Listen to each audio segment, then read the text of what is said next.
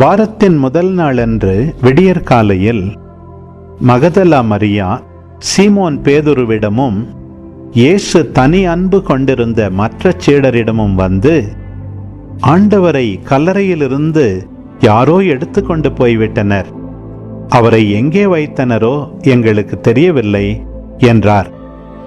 இதை கேட்ட பேதுருவும் மற்ற சீடரும் கல்லறைக்கு புறப்பட்டனர். இருவரும் ஒருமித்து ஓடினர்.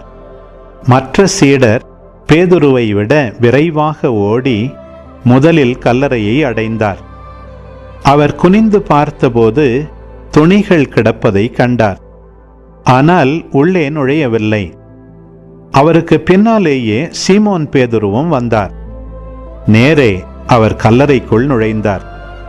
அங்கு துணிகளையும் இயேசுவின் தலையை மூடியிருந்த துண்டையும் கண்டார்.